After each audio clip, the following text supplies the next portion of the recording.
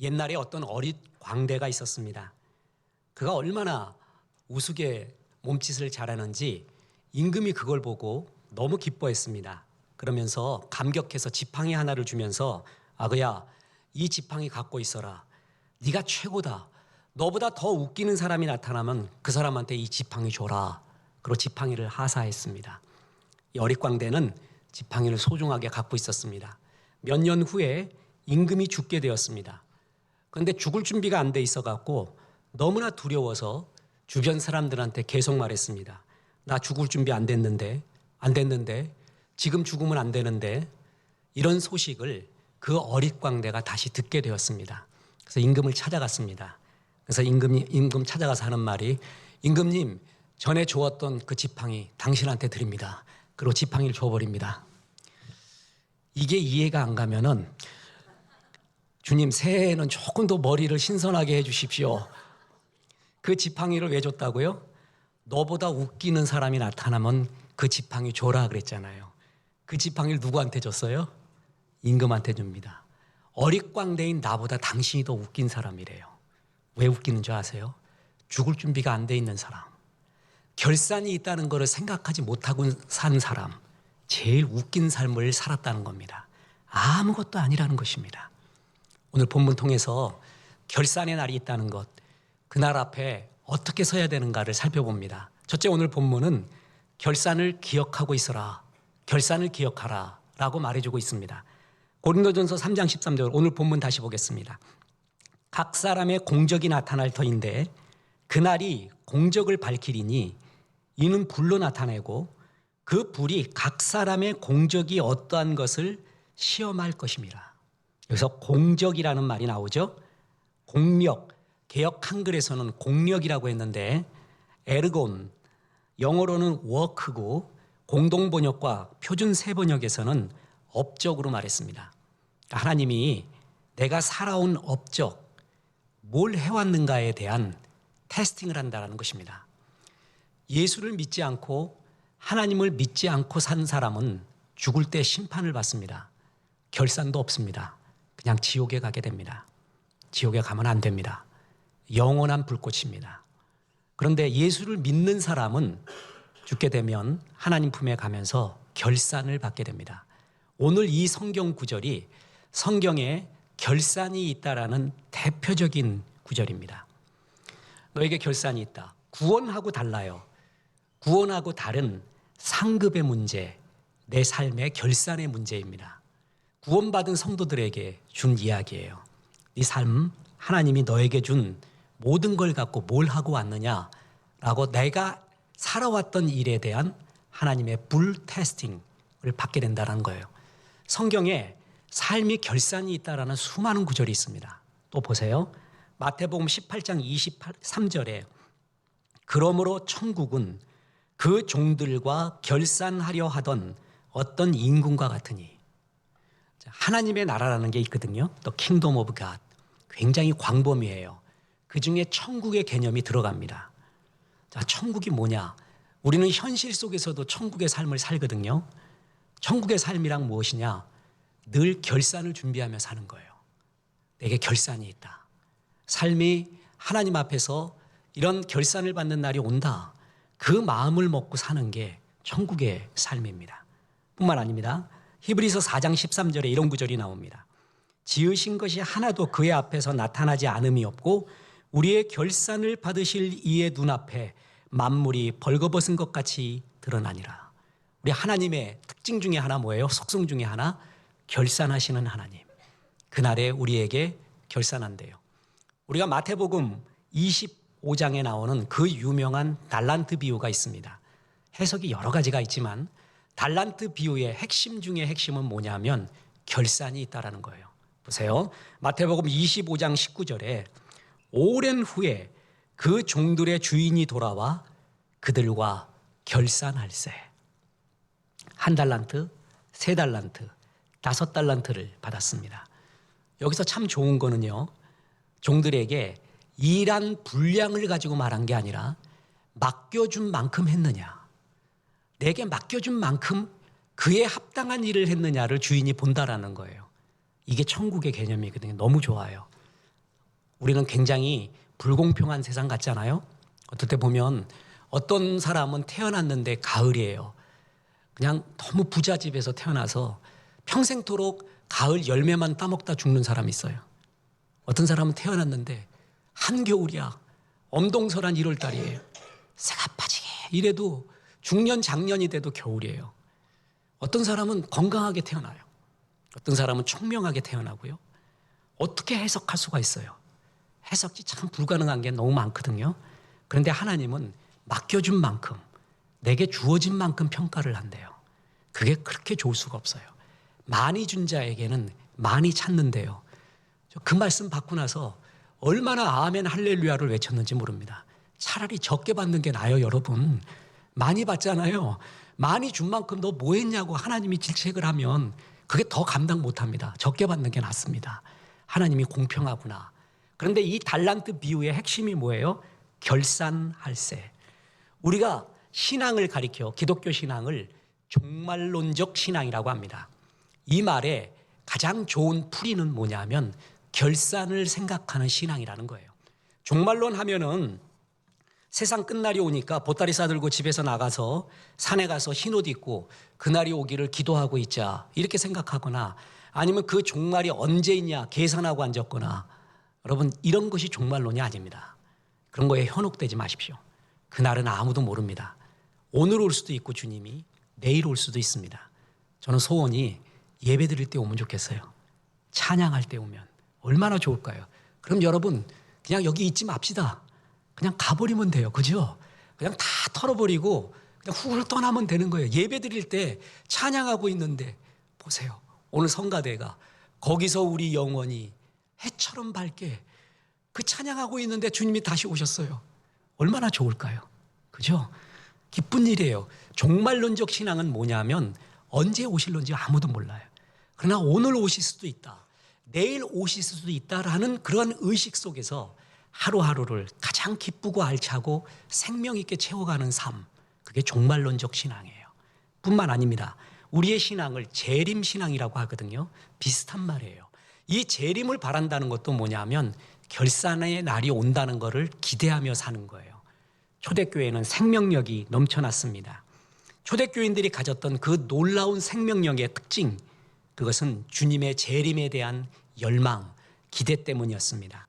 하나님이 우리의 정체성을 가리켜 청지기라고 말했습니다. 청지기는 두 가지 의미가 있습니다. 내 것이 아니라는 거예요. 둘째, 결산이 있다는 거예요. 내 것이 아닌 인생, 주께서 잠시 맡겨줬는데 주 앞에 아름답게 쓰고 결산의 날 영광스럽게 쓰겠습니다. 이게 얼마나 중요한지 모릅니다. 이분의 책은 이제 별로 소개해주고 싶지 않은 사람이 있습니다. 베르나르 베르베르. 전에 잠, 또 개미 이런 것들 참 잘 썼어요. 요즘 쓴 게 뭔지 아세요? 최근에 쓴 거 죽음이에요. 정말 환장할 것 같습니다. 한번 만나 뵙고 얘기 좀 하고 싶었어요. 내가 프랑스어를 잘 모르고 그분은 시간이 너무 없나 봐요. 나는 만날 시간이 있는데 그래갖고 지금 못 만나지만 죽음이라는 책, 그 죽음을 통해서 삶을 새롭게 이렇게 깨닫는 책, 그리고 기발한 상상력. 제가 보기에는 지금 대중적인 작가 중에 세 사람이 있어요. 이 사람의 책을 읽으면 상상력이 정말 날아가는 인문학의 진수를 보는 사람 중에 하나가 베르나르 베르베르예요. 기발한 상상력이 있습니다. 코엑스에서 아트페어를 하잖아요. 미술 작품이 다 거기에 전시가 됩니다. 그 앞에 서면 느끼는 게 뭔지 아세요? 자유예요. 이야, 자유의 상상력이 인간이 이렇게 많구나. 하나님의 형상대로 지음받았구나. 침팬지하고 우리하고 차이가 너무 나요. 그냥 보통 날 정도가 아니라 천국과 지옥 정도예요. 베르나르 베르베르가 그렇거든요. 상상력이 뛰어나요. 죽음을 이야기했는데 이 사람이 작중에 주인공이 추리소설 작가인 가브리엘 웰즈라는 사람이에요. 이 사람이 아침에 일어나 보니까 알 수 없는 이유로 자기가 죽어버렸어요. 영이 된 자기 자신을 발견해요. 그러면서 첫 문장이 이 죽음이라는 소설을 이끌고 가는 문장이 뭐냐면 누가 날 죽였지예요. 누가 날 죽였지? 온놈이 죽였어. 나 지금 죽을 몸이 아닌데, 죽을 나이가 아닌데 누가 날 죽였어? 그러면서 떠돌이 영이 되어가지고요. 영매, 루시 필리핀이, 그러니까 영매 무당이 있어요. 그 사람의 도움을 받아서 이승과 지옥을 왔다 갔다 하면서 자기 죽인 사람들을 추리하고 그 사람들을 밝혀내는데 이제 시간을 씁니다. 그래서 4명이 용의선상에 오릅니다. 여자친구인 사브리나, 합리주의자 쌍둥이 형인 토마, 출판인 알렉산드르 드발랑브로즈, 평론가인 장무아지. 아마 요놈 중에 하나가 날 죽였을 것 같다. 그래갖고 누가 날 죽였지? 그러면서 계속 죽음 속에서 왔다리 갔다리 해요. 그러다가 그는 죽음의 의미를 깨닫게 됩니다. 죽음 속에 있기로 해요. 이승으로 다시 안 나오기로 해요. 그러면서 발견한 단어가 또 하나가 있습니다. 자, 처음에 뭐라 그랬죠? 누가 날 죽였지? 그러다가 마지막에 그가 안착하는 단어가, 문장이 뭐냐 하면 나는 왜 태어났지예요.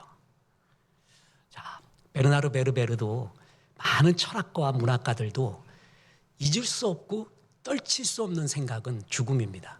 영원입니다. 결산이 있다는 것을 사람은 영원을 사모하는 존재이기 때문에 알고 있어요. 그래서 죽음이라는 매체를 통해서 나는 왜 태어났지를 밝혀보는 거예요. 그런 건 좋아요. 근데 하필 거기에 영매가 나오고 또 이승과 여기로 왔다리 갔다리 하고 또 AI도 나오고 그런 툴을 사용한 거는 how to mint, 어떻게 말하느냐는 what to mint, 어떻게 말하느냐는 무엇을 말하느냐와 동일하거든요. 꼭 이런 방법으로 말해야 되느냐, 그 점에서는 괴롭습니다. 그런데 이 작가가 말하고 싶은 게 그거예요. 내가 누구냐고, 어떻게 하면 잘 사냐고, 어떻게 살아야 되냐고 죽음에서부터 바라봐라 하는 거예요. 죽음에서부터 날 바라봐라. 결산에서부터 날 바라보면 내가 누군 줄 알아요. 어떻게 살아야 되는 줄 안다는 거예요. 누가 날 죽였지? 현실의 이 문제 속에서 나는 왜 태어났지? 이걸로 넘어가면서요. 죽음과 결산을 생각을 하잖아요. 그러면 내가 어디로 가야 되고 2020년도는 어떻게 살아야 되고 그게 떠오르게 됩니다. 그렇습니다.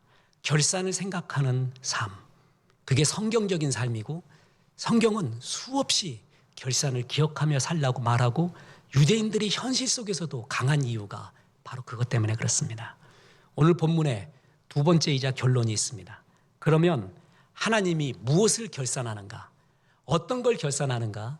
3가지가 본문에 나옵니다. 하나는 터, 하나는 설계도, 하나는 재료, 3가지를 결산합니다. 보세요. 오늘 3장 10절, 11절 보세요.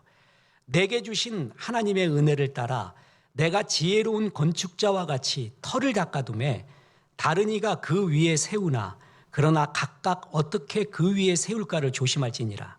이 닦아둔 것 외에 능히 다를 터를 닦아둘 자가 없으니 이 터는 곧 예수 그리스도라. 터가 모래잖아요. 터가 물이에요. 진흙이에요. 그러면 건축을 쌓아갈수록 무너지게 돼 있습니다. 어떤 건축을 수려하게 지어도 터가 아니면 아닌 거예요. 그죠?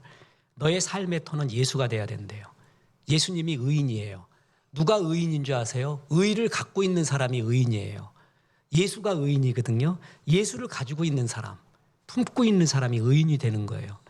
인생 마지막 날에 너에게 예수가 있느냐, 예수님 때문에 죄사함 받았느냐, 의인냐를 물어봅니다. 그래서 그게 없잖아요. 그럼 결산이고 뭐고 없어요. 그냥 심판받습니다. 영원한 불못, 절대 가서는 안 되는 그곳. 근데 터가 있는 사람에 대한 이야기거든요. 이건 전부 터가 있는 사람들의, 그리스도인에 대한 이야기예요. 우리 터는 예수 그리스도로 말미암아 든든합니다. 그런데 또 하나, 너에게 도면을 주셨는데 너는 도면대로 살았는가? 하나님 그걸 결산합니다. 보세요. 고린도전서 3장 10절 오늘 본문. 내게 주신 하나님의 은혜를 따라 내가 지혜로운 건축자와 같이 터를 닦아두매 내게 주신 하나님의 은혜를 따라 건축하였다. 내게 주신 하나님의 은혜, 삶의 도면의 문제예요. 설계도의 문제예요. 너에게 주신 하나님의 설계도, 도면에 따라 집을 지었던 인생. 하나님은 만세전부터 나를 태어나기 전에 나를 향한 설계도, 도면이 있습니다. 지금도 저는 더 좋은 것이 있으면 저한테 소개를 해주세요. 전도용으로 5분, 10분, 3, 4분 내에 복음을 명쾌하게 전할 수 있는 게 좀 사형리가 참 좋다고 생각해요. 정말 그거는 많은 열매가 있거든요. 근데 그 사형리의 첫 번째 부분이 뭔지 아세요? 하나님은 당신을 사랑하고 당신을 향한 계획이 있습니다. 그것부터 시작을 해요. 날 사랑해요. 나를 향한 선한 계획이 있어요. 무의미하게 던져진 존재는 없습니다.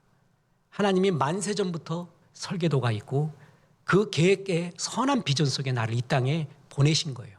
우리는 던져진 존재가 아니라 보내진 존재라고 했어요. 그 설계도대로 살았는가? 주님은 가나안 땅을 분배하기 전에, 정복하기 전에 이미 가나안 땅 분배를 하십니다. 그래서 어느 땅은 누가, 어느 지파가, 어느 땅은 어느 지파가, 어느 땅은 어느 지파가 차지해라. 정복하기 전에 먼저 하나님이 금을 그어요. 그래서 다윗이 믹담이라는 걸 지었다 그랬잖아요. 시 중의 시, 최고의 시. 다윗이 이 시를 최고라고 여겨 춤을 췄던 시, 그게 시편 16편이에요. 시편 16편의 주제 구절이 뭐라 그랬죠? 내게 줄로 재어준 구역은 아름다운 곳에 있으며. 실로 아름답도다. 줄로 재어준 구역. 하나님이 나한테는 이거도 하고 저거도 하고 저거도 하라가 아니라 이거를 준 거예요. 여기에 집중해라. 이게 너의 설계도다. 다윗은 그걸 발견했어요. 그게 줄로 재어준 구역이에요. 거기에 집중해 갈 때 실로 아름답도다. 내게 주신 것이. 자, 제가 짜장면 얘기 많이 하죠. 한이 맺혀서 그래요. 지금 못 먹어갖고. 먹고 싶어 죽겠어요. 그냥 어느 날 미친 듯이 한번 먹으려고 그래요. 짜장면이 어느 날 나를 짜장면으로 태어나게 했어요. 그런데 짬뽕이 너무 부러워요. 짜장면이 짬뽕 부러운 건 뭘까요? 국물이죠. 벌써 입에서 침이 골고 있어요, 여러분. 조금 춥고 으슬으슬하고 비 오면 짬뽕 국물 얼마나 생각나요. 짜장면이 그걸 보고 너무 부러운 거예요. 그래서 짜장면 본분을 망각하고 짬뽕의 국물을 자기한테 부었어요. 그걸 뭐라 그랬어요? 개밥이라 그랬어요. 개밥. 하나님은 멋진 짜장 인생을 살라고 했는데 개밥 인생을 스스로 만들어요. 내게 주신 것이 있어요. 짬뽕은 짬뽕에게 주신 것이 있고 내게 주신 도면이 있거든요. 내게 주신 하나님의 은혜를 따라 지혜로운 자의 건축처럼 건축을 해갔느냐. 지파마다 줄로 재어준 구역이 있었는데 그거를 벗어난 지파가 하나 있었어요. 그게 단지파예요. 단지파는 없어집니다. 이것이 왔다리 갔다리 하다가요. 아무데나 왔다리 갔다리 막 이동하다가 나중에 2단 지파가 됩니다. 또 어떤 사람은 그 단지파가 단군이래. 그래서 참 또 그거에 또 아멘하고 좋아하는 사람은 또 무슨 일이에요? 그건 그냥 말도 안 되는 소리예요. 이 단지파의 특징은 2단 지파가 되고 없어진 지파가 됐거든요. 특징이 뭐냐면 주께서 줄로 지어준 구역을 벗어나서 자기 마음대로 살아요. 내게 주신 은혜를 따라 살았는가. 그래서 내 마음에 합한 자라고 별칭을 갖고 있는 다윗. 그 다윗의 삶을 왜 내 마음에 하나님 마음에 합했는가. 사도행전 13장 36절에 이렇게 나왔다고 했죠. 다윗은 당시에 하나님의 뜻을 따라 섬기다가 잠들어 그 조상들과 함께 묻혀 썩음을 당하였으되. 이걸 영어 성경에 For when David had served God's purpose in his own generation. 멋져요. David had served God's purpose. 하나님의 목적을 따라 섬기다가 평생토록 잠들었대요. 이 구절에서 릭 워런 목사님이 목적이 이끄는 삶, 그걸 얘기했다 그러죠.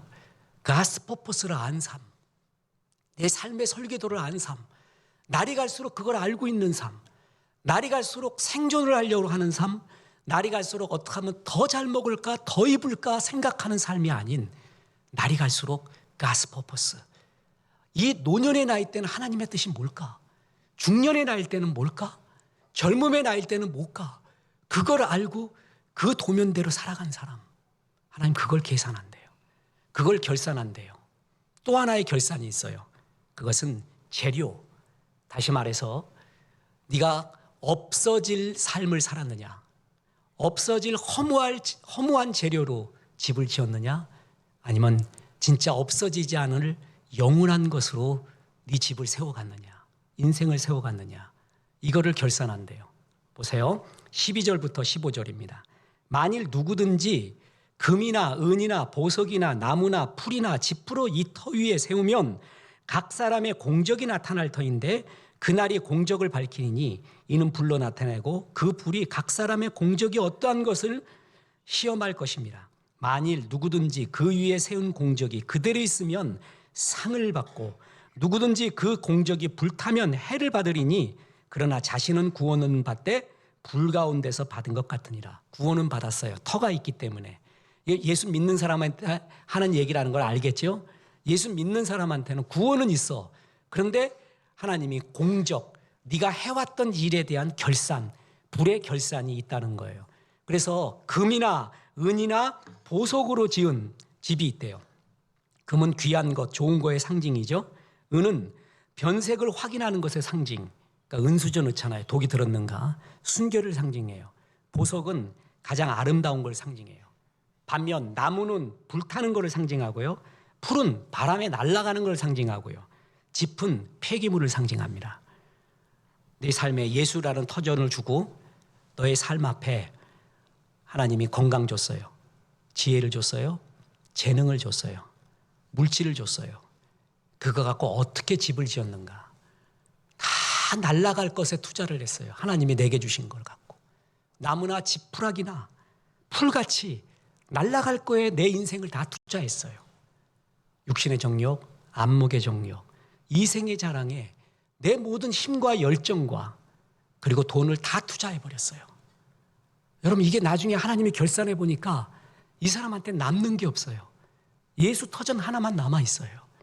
불 가운데서 부끄러운 구원이 거기에 임해요. 근데 어떤 사람 보니까 불이 타지 않아요. 그 집이.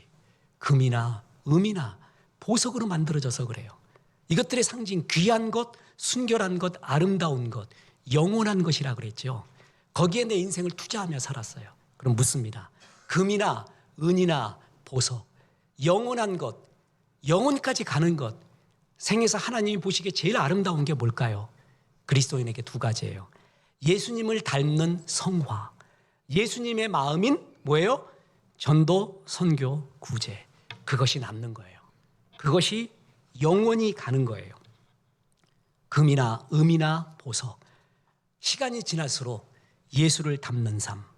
여러분, 우리 그리스도인이 믿지 않는 사람한테, 아니 동료에게 들을 수 있는 최고의 말이 뭐냐면, 나는 하나님과 예수님을 뵌 적이 없지만 당신을 보니 예수님을 뵌 것 같아요. 참 그 정도의 성품이 좋은 사람, 인격이 뛰어난 사람, 예수의 성품을 닮은 사람, 최고의 영광의 소리입니다. 당신 되게 총명하네요, 뛰어나네요, 부럽네요. 그건 다 잊혀져요. 그건 시기하는 사람도 많고요, 적도 많아져요. 참 당신 보니 예수님 보는 것 같습니다. 사모하십시오. 그게 성화예요. 뿐만 아니라 결산의 날 하나님 앞에서 섰어요. 하나님이 이런 한마디 해요. 아그야, 너는 나를 참 닮았구나. 얼마나 영광스러운 말이에요. 그것처럼 좋은 말 없습니다. 없어지지 않는 삶, 금이나 은이나 보석 같은 삶은 성화의 삶입니다. 뿐만 아닙니다. 없어지지 않는 삶, 영광의 삶은 예수님의 마음인 전도, 선교, 구제했던 삶입니다. 예수님이 우리를 부르신 이유가 있다 그랬거든요. 마태복음 4장 19절 말씀하시되 나를 따라오라. 내가 너희를 사람을 낚는 어부가 되게 하리라 하시니. 어부 되게 만들었어요. 다 전도 잘하는 사람 되게 만들었거든요. 그래서 예수를 제대로 따라갔다면 그 사람은 전도가 잘합니다. 전도를 하게 돼요. 은혜 받고 생명 있는 사람의 특징은 전도하고 선교하고 싶은 마음이 불같이 일어요. 자꾸 전하고 싶어요. 새해에 여러분 조그만 소책자 전도지가 많이 나오게 될 겁니다. 기도하고 준비하겠습니다.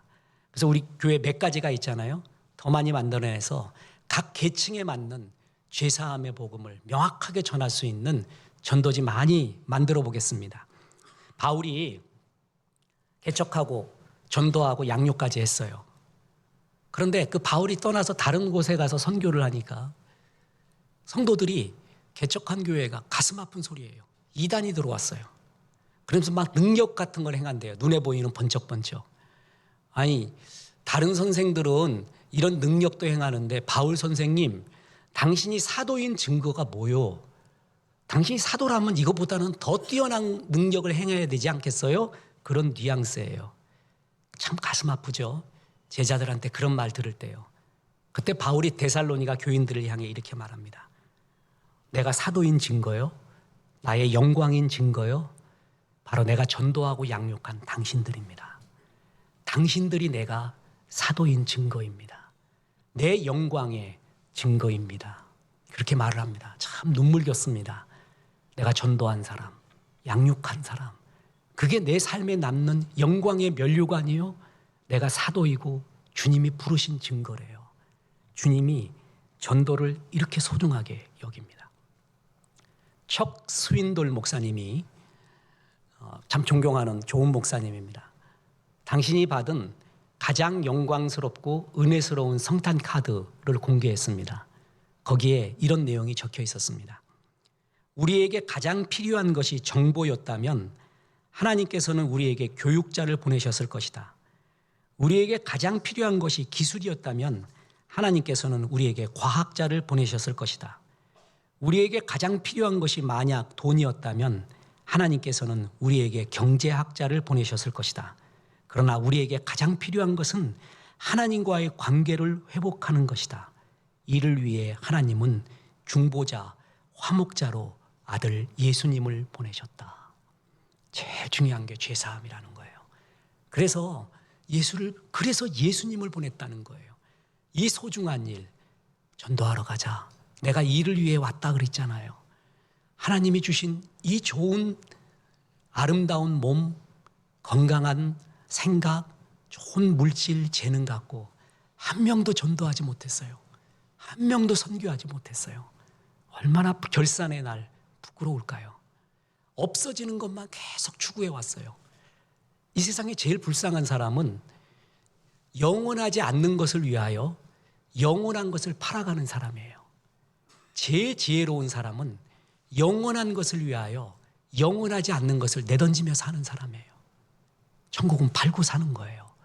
영원하지 않는 것을 드리며 영원한 것을 사는 지혜로운 삶의 건축자. 그가 정말 결산의 날 앞에 하나님 앞에 아름다울 것입니다. 하나님은 내가 드렸던 그 헌신 절대 기억합니다. 어린 소자에게 냉수 한 그릇까지 준 그 작은 정성 절대 기억합니다.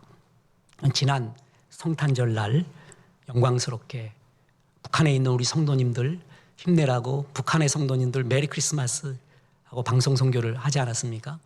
어떤 분이 그에 대해서 그 평양 대붕을 자꾸 좀 얘기해 달래요. 그러면서 하는 말이 요즘 젊은이들이 북한 사람들 또 우리 너무 힘들어지지 않을까 만나면 이런 것만 알아요. 그것도 하나의 의견이죠. 근데 그것만 알면 안 되죠. 북한이 우리 선교회, 교회사에, 한국교회에 결정적인 건 전부 북한에서 일어났어요. 하나님 그래서 결코 북한의 성도님들 잊지 않습니다. 그 대표적인 게 토마스 선교사 이야기라 그랬잖아요. 저너럴 셔먼 후가 1866년 평양 대동강변에 들어왔어요. 그때 영국의 선교사 토마스는요 27살이었어요. 많은 후원을 받았어요. 그래서 자기는 뿌듯했어요. 이 성경책에 저너럴 셔먼 후에 성경책이 가득 찬 거야. 이거 전하면 조선반도는 복음화가 된다. 그 꿈을 안고 왔어요. 근데 불타버려요. 그죠? 그랬을 때 이 성경책을 어찌하면 좋을까? 바깥으로 다 던졌어요. 대동강변으로. 자기는 마지막 남은 성경 하나를 들고 대동강변에 이렇게 내렸는데 그때 기다리고 있었던 조선 병사 박춘권에 의해서 목이 잘리게 됩니다. 그때 목이 잘려가면서 남은 학문 성경 하나를 주게 됩니다. 박춘권이 그걸 받아요. 그때 그 토마스 선교사의 나이가 27살이었습니다. 박춘권 그걸 받고 그때 성령이 굉장히 강하게 역사할 때 성경책을 받았어요. 성령이 가만 놔두겠습니까? 그는 회개하고 주님을 영접하게 됩니다. 평양의 초대 교인이 돼요. 그리고 자기의 조카 이영태에게 그 성경을 전해주고 이영태도 성경을 읽고 주님을 영접하고 평양 숭실대학에서 공부하고 레이놀즈 선교사의 전도사 역할을 하면서 성경 번역을 합니다. 그런데 또 하나의 기적이 거기서 일어나요. 그때 평양에 살던 12살의 소년이었던 최치량이라고 있었어요. 이 세상에서 제일 재미있는 게 불구경이거든요. 그래서 저너럴 쇼모노가 불탄다 그러니까 저 타고 나와서 구경하고 있다가 성경책 3권을 줍게 됩니다. 그런데 그 성경책이 나라에서 금하고 있는 금서라는 거를 자기도 알잖아요. 너무 무서웠어요, 이 성경책. 그래서 그 성경 수고의 책임을 담당하고 있는 평양 감령의 경비였던 박영식에게 그걸 주게 됩니다. 박영식이 그걸 받아요. 그래서 버려야 되는데 버리기에 너무 아까워. 왜냐하면 종이질이 너무 좋아요. 이제껏 자기가 본 종이하고는 달라. 너무 종이질이 좋아.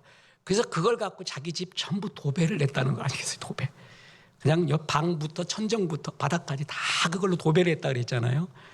전 세계의 교회의 역사에서 성경책 갖고 도배한 거는 박영식의 집이 최초이자 최후일 겁니다. 근데 보세요. 다시 말하지만 그때 성령의 역사가 강하게 일어나고 있었다 그랬잖아요. 집에 들어가도 성경, 나와도 성경 생각, 힘들어서 누워도 성경. 그러니 가만히 있겠어요, 성령님이.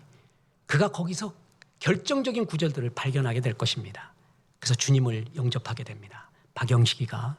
그러다가 그 꼬마야 아까 12살짜리 있었잖아요. 그 최치량이도 자기 집에 자주 놀러 오는데 그도 주님을 영접하게 됩니다. 근데 여기서 기적이 일어납니다. 성경으로 도배를 했던 그 박영식의 집이 나중에 평양 최초의 교회인 널다리골 교회가 됩니다. 그리고 그 널다리골 교회가 장대제 교회가 되고 그것이 후에 장대현 교회가 됩니다. 그 장대현 교회에서 1907년 1월 14일 평양 대부흥이 그때 거기서 일어난 거예요. 야, 참 이거를 모 교수님이 밝혀내면서 자기가 논문 이 발표를 하면서 감격해서 못 읽겠대요. 하나님이 토마스 선교사 27살에 꿈을 안고 한마디도 못하고 죽은 거예요.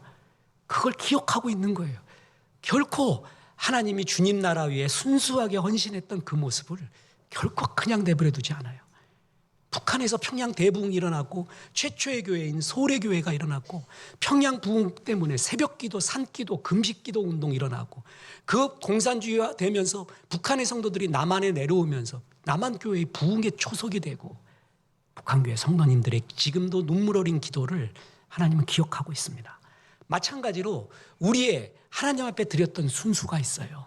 하나님 결산의 날에 결코 이걸 다 기억합니다. 네가 그때 후원했던, 네가 던져주었던 전도, 네가 후원했던 그 무엇, 네가 뭐 했던 그 무엇, 그 순수하게 어린 소자에게 냉수 한 그릇 대접한 거 하나님이 다 기억한다. 너 그거 남는 거다. 그건 남는 거였다. 여러분 이런 것까지 남는 것이 없는 사람 하나 다 불타버렸어요. 아무것도 없어요. 예수 외에는 아무것도 없어요. 금도 없고 은도 없고 보석이 없는 삶. 결산의 날에 얼마나 불쌍하겠습니까? 새해 결심, 하프타임에 대한 결심, 중년, 장년, 노년에 대한 결심, 그것은 이제 결산의 날이 온다. 결산의 날 앞에 하나님 앞에 어떻게 서야 될까? 나는 그 생각하며 새해를 맞겠다. 그 생각하며 올 한 해를 보낸다. 이게 성경적입니다. 인도의 노벨 문학상 수상자인 타고르가 기탄잘리에서 이런 시를 남겼습니다. 죽음이 그대의 문을 두드릴 때 그대는 무엇을 님에게 드릴 것인가? 그리고 이렇게 대답합니다. 님 앞에 내 생명이 가득 찬 광주리를 갖다 놓겠어요. 하나님 앞에 내 삶 이렇게 드리며 살았습니다. 예수를 닮아왔습니다. 전도하고 선교하고 구제하며 많은 영혼을 주 앞으로 인도했습니다. 이 생명의 그릇을 준비할 수 있는 사람, 그렇게 살았던 사람, 영광의 삶입니다. 12월의 마지막 예배드리며 하나님 결산을 기억하겠습니다. 새해 결산의 의식 속에 살겠습니다. 이런 주의 종 되어서 날이 갈수록 예수 사랑하기를 주 예수의 이름으로 축원합니다.